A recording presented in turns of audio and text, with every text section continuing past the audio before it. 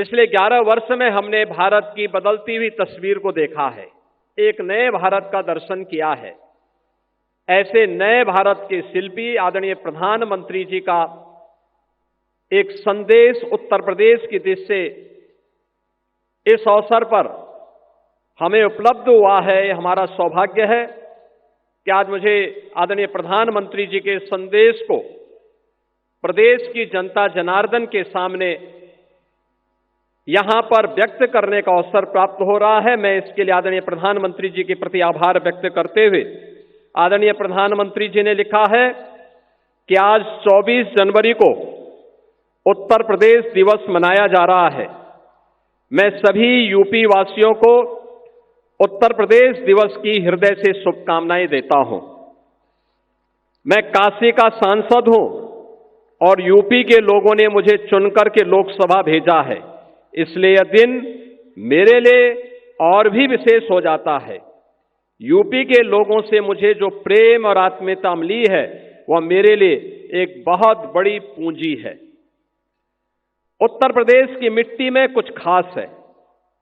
उत्तर प्रदेश ने हमेशा अपने सामर्थ्य से, अपनी प्रतिभा से देश के विकास को गति दी है।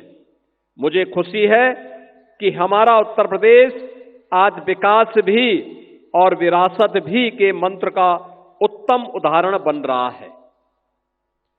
यूपी में प्रभु श्री राम की जन्मभूमि अयोध्या है।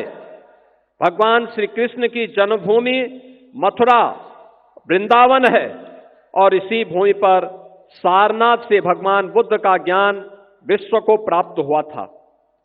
उत्तर प्रदेश में ही अनादि काशी भी है और पवित्र प्रयागराज भी है। अयोध्या के श्री राम मंदिर प्राण प्रतिष्ठा, ध्वजारोहण, काशी में काशी विश्वनाथ धाम का पुनर्निर्माण, महाकुंभ का आयोजन और अभी चल रहा माघ मेला यूपी के सांस्कृतिक सामर्थ्य को दर्शाता है। यह सामर्थ्य यूपी में पर्यटन के पार संभावनाओं को साकार कर रहा है।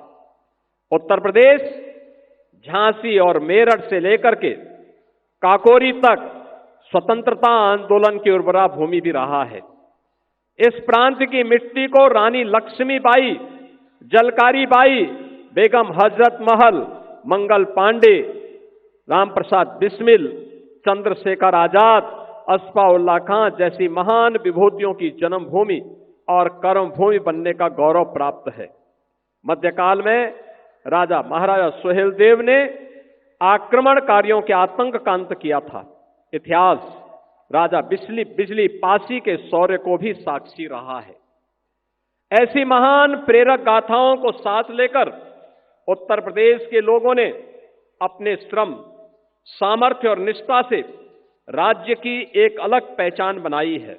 आज उत्तर प्रदेश तेजी से $1 ट्रिलियन अर्थव्यवस्था बनने की दिशा में आगे बढ़ रहा है।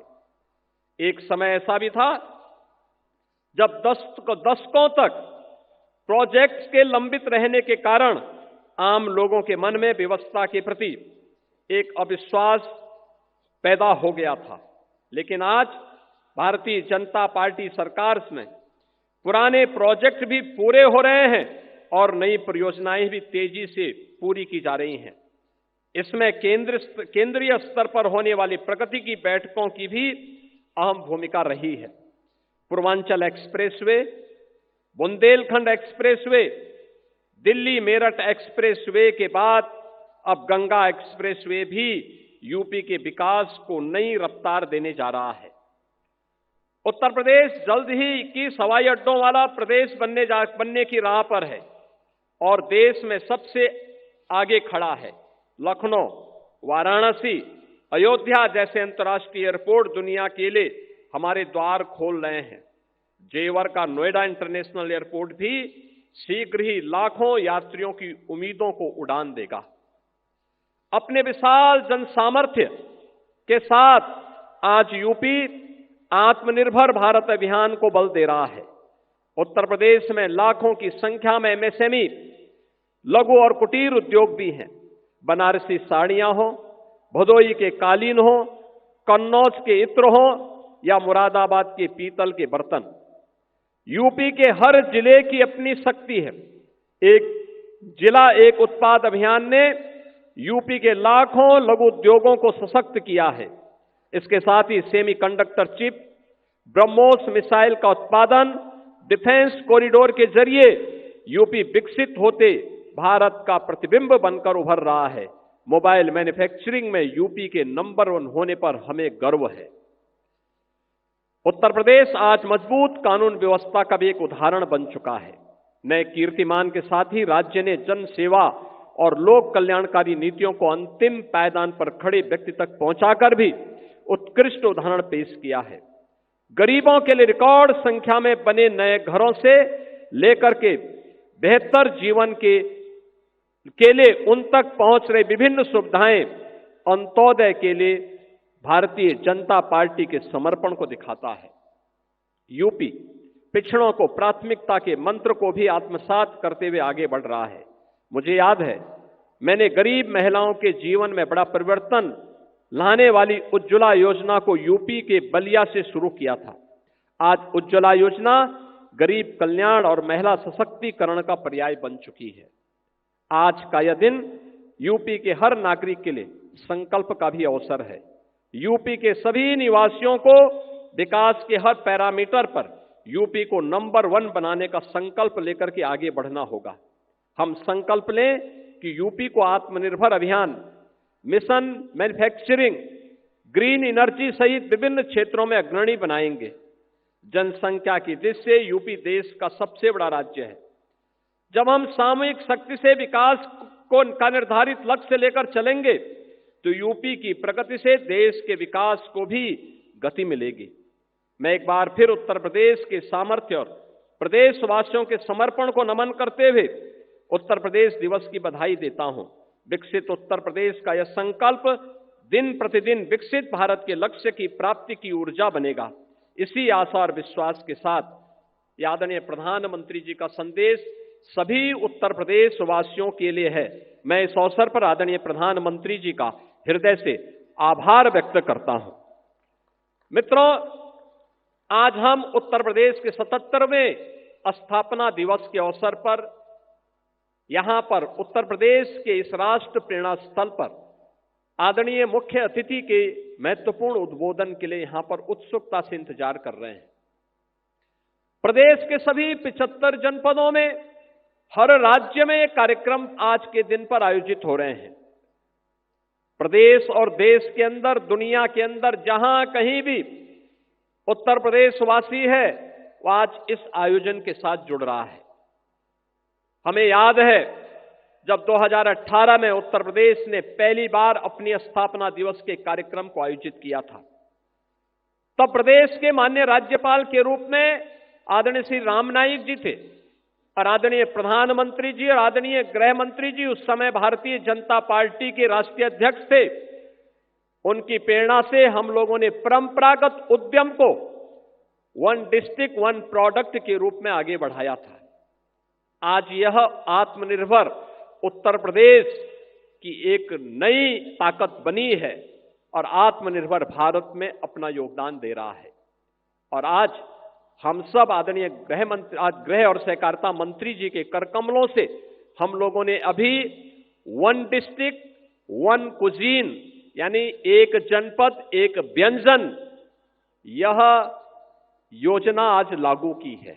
75 जनपदों में 75 प्रकार के भोजन सामग्री, खाने की सामग्री, अब ये उत्तर प्रदेश की भी एक नई ताकत बनेगी। अच्छा भोजन, हाइजीन युक्त भोजन, खाद्य सामग्री मिलेगी। मिलेट से बनी हुई, श्री अन्न से बनी हुई सामग्री लोगों को प्राप्त हो सके। स्थानीय उत्पाद को हम लोग जियो टैग कर सके और फिर इसके माध्यम से उसे वैश्विक पहचान दिला सके, उसकी पैकेजिंग की, उसकी ब्रांडिंग की और उसकी डिजाइनिंग को, वैश्विक मांग को, देश की मांग के अनुरूप उस प्रकार के प्रोडक्ट को हम यहां से एक्सपोर्ट कर सकें। यह एक अवसर अब हर व्यंजन के लिए भी उत्तर प्रदेश के अंदर प्राप्त होगा। आज यहां पर उत्तर प्रदेश गौरव सम्मान से 5 विभूतियों को सम्मानित किया जाएगा मुख्य अतिथि के कर कमलों से। जिन्होंने देश के लिए कुछ लीक से हट करके विशिष्ट किया है, उनका सम्मान भी आज यहां पर, उन 5 विभूतियों का सम्मान भी आज यहां पर आदरणीय गृह मंत्री जी के कर कमलों से होने जा रहा है। और उत्तर प्रदेश के युवाओं के लिए एक नई योजना का शुभारंभ आदरणीय गृह मंत्री जी के कर कमलों से प्रारंभ होगा, और वह योजना है सरदार वल्लभ भाई पटेल एम्प्लॉयमेंट जोन।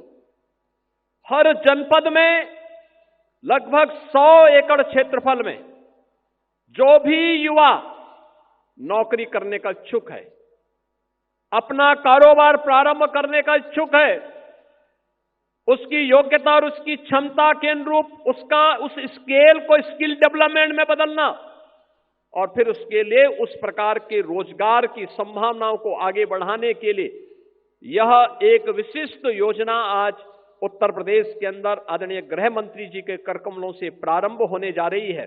आज के इस अवसर पर जब आदरणीय गृह और सहकारिता मंत्री जी हमारे बीच में उपस्थित हुए हैं, मैं उनकी उपस्थिति के लिए उनका उत्तर प्रदेश वासियों की ओर से, उत्तर प्रदेश सरकार की ओर से हृदय से स्वागत करता हूं, अभिनंदन करता हूं। और इस अवसर पर उत्तर प्रदेश गौरव से सम्मानित होने वाले उन सभी 5 विभूतियों को जिन्होंने लीक से हट करके कुछ विशिष्ट योगदान देश के लिए किया है, विकसित भारत की आदरणीय प्रधानमंत्री जी की संकल्पना में अपने नवाचार से, अपने शोध से, अपने परिश्रम से कुछ योगदान दिया है, इन सभी विभूतियों का भी हृदय से अभिनंदन करते हुए उन्हें मैं बधाई देता हूं। और आज के इस अवसर पर मैं आदरणीय गृह मंत्री जी का इस अवसर पर उत्तर प्रदेश वासियों की ओर से एक बार फिर से स्वागत और अभिनंदन करते हुए पूरे उत्तर प्रदेश वासियों को उत्तर प्रदेश दिवस की हृदय से बधाई और मंगलमय शुभकामनाएं देते हुए अपनी वाणी को विराम देता हूं। धन्यवाद।